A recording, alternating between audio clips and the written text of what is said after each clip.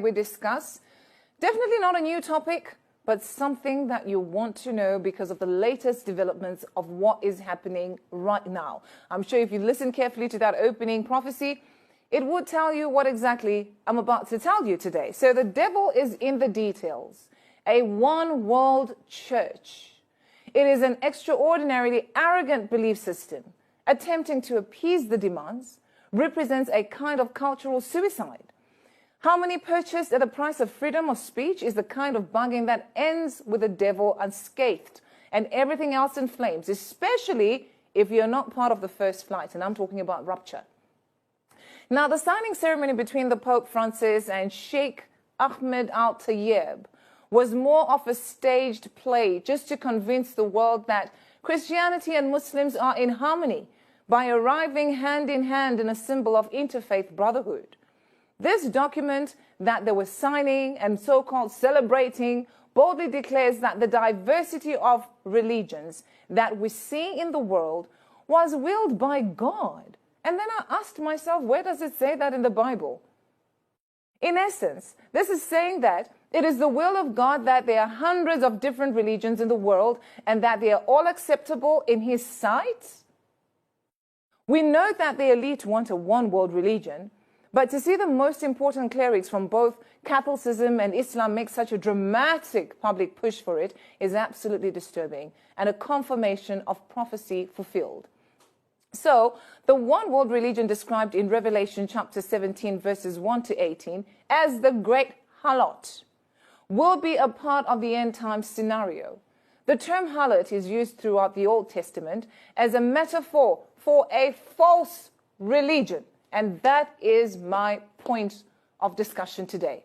So how does that become the will of God? According to Pope Francis, I said it before on my show. I told you, I said, get out of the United Nations now. I even asked the question, what does it cost to leave the United Nations? Now, the political United Nations I was referring to at that time has now got a spiritual equivalent, a new world order religion, the United Religions. A major development in the coming kingdom of the Antichrist. So the end times are unfolding before our very eyes, people. Things are speeding up very quickly. If you blink, you'll miss it. This might be Chrislam, a new foundation of the coming one world religion. The Bible says will assemble in the last days. One world religion refers to the merging of all existing religions to establish a single global religion. So I'm talking about Christianity, Buddhists, you name it. They've all got all sorts of different names, all coming there together and say, we are one. We don't even read the same Bible. We don't even have the same beliefs. We have different practices. One wonders how then that becomes one.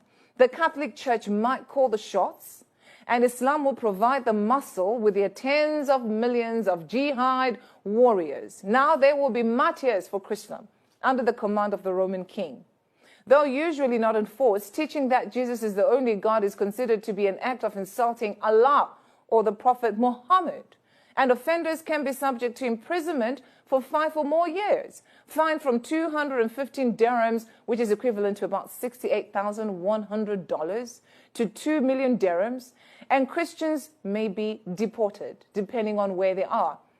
Now, to add to the confusion of the bringing, understanding and, of course, the tolerance, Sunni Muslim leader Sheikh Ahmed Al Tayeb, who is widely touted as a moderate Muslim, strongly believes that Muslims who convert from Islam to any other religion, including Christianity, that they want to include in this one world religion, by the way, should be killed.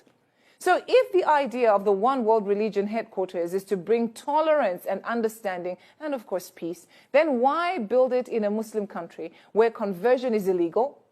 And why do it together with a Muslim cleric who teaches that Muslim apostates should be killed? Isn't that the opposite of a tolerance and understanding